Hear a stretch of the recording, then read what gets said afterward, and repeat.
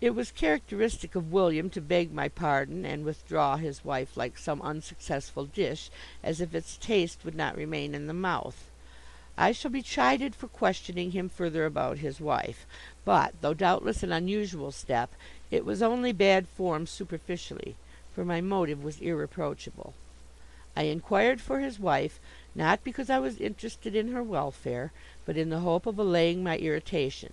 So I am entitled to invite the wayfarer who has bespattered me with mud to scrape it off. I desired to be told by William that the girl's signals meant his wife's recovery to health. He should have seen that such was my wish, and answered accordingly. But, with the brutal inconsiderateness of his class, he said, "She has had a good day, but the doctor is afeard she is dying." Already I repented my question. William and his wife seemed in league against me, when they might so easily have chosen some other member. "Pooh, the doctor," I said.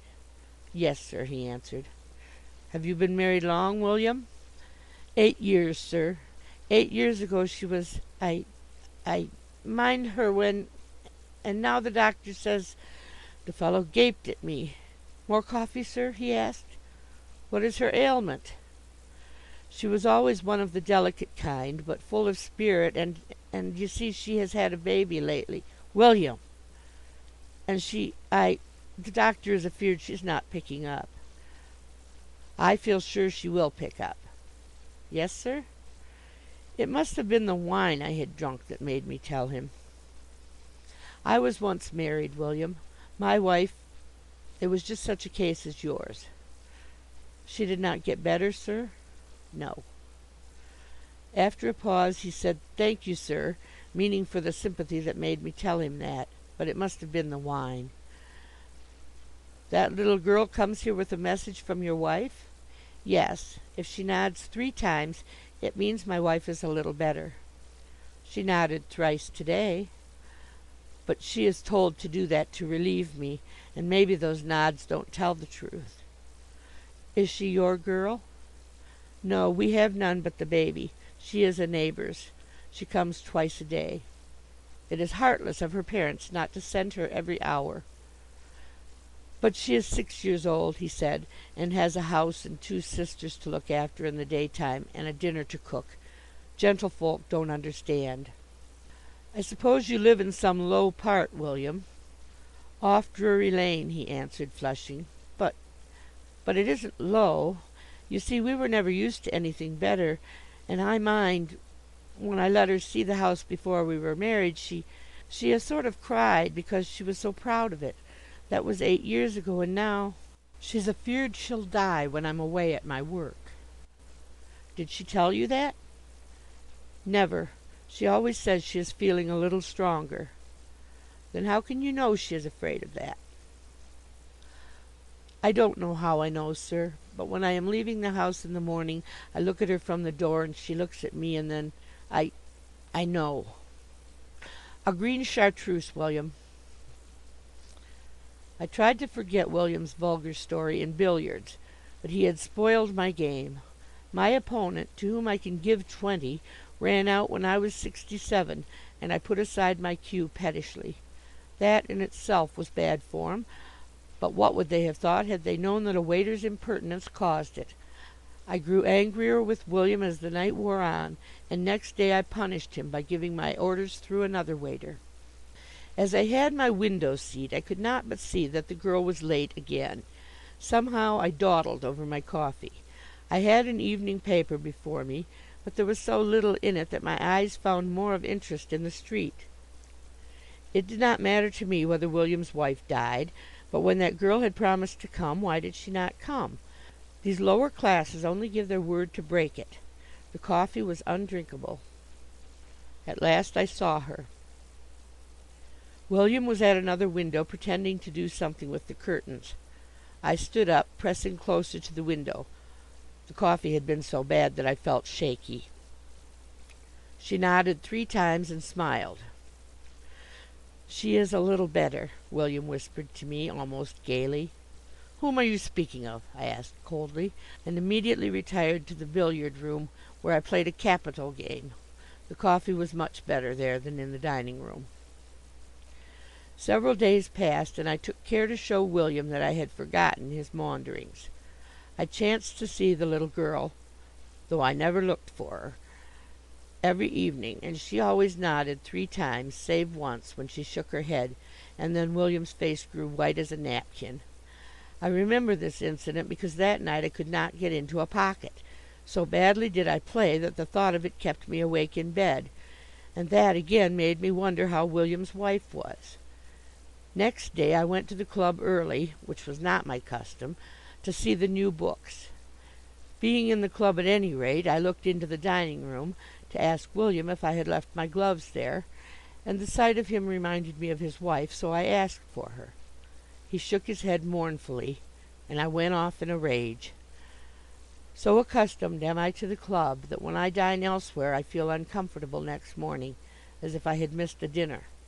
William knew this, yet here he was hounding me out of the club.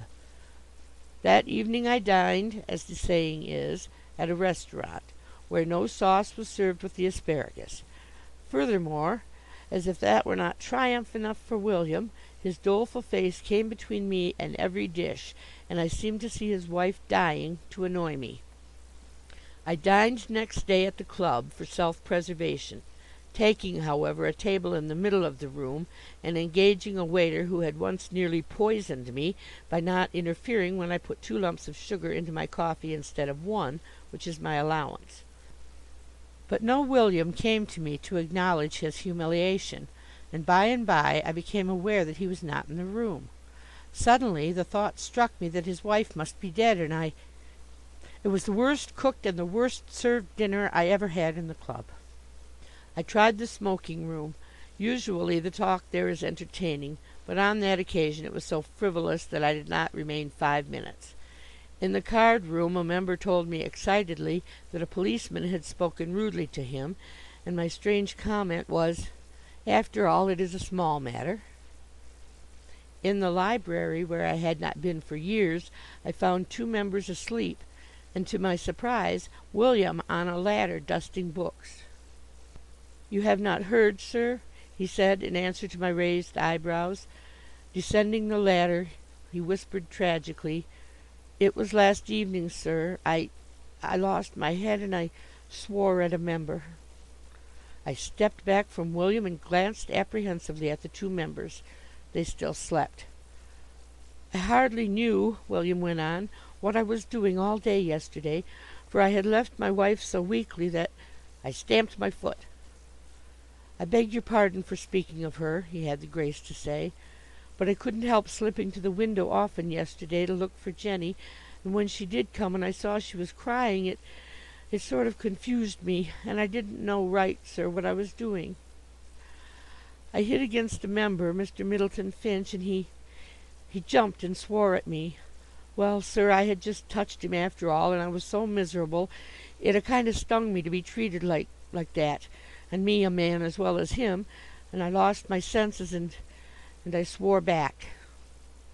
William's shamed head sank on his chest, but I even let pass his insolence in likening himself to a member of the club, so afraid was I of the sleepers waking and detecting me in talk with the waiter. "For the love of God," William cried with coarse emotion, "don't let them dismiss me." "Speak lower," I said. "Who sent you here?" I was turned out of the dining room at once, and told to attend to the library until they had decided what to do with me. "Oh, sir, I'll lose my place." He was blubbering, as if a change of waiters was a matter of importance. "This is very bad, William," I said. "I fear I can do nothing for you." "Have mercy on a distracted man," he entreated. "I'll go on my knees to Mr. Middleton Finch." How could I but despise a fellow who would be thus abject for £1 a week? "I dare not tell her," he continued, "that I have lost my place. She would just fall back and die." "I forbade your speaking of your wife," I said sharply, "unless you can speak pleasantly of her." "But she may be worse now, sir, and I cannot even see Jenny from here. The library windows look to the back."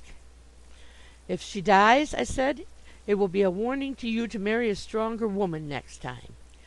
Now every one knows that there is little real affection among the lower orders, As soon as they have lost one mate they take another.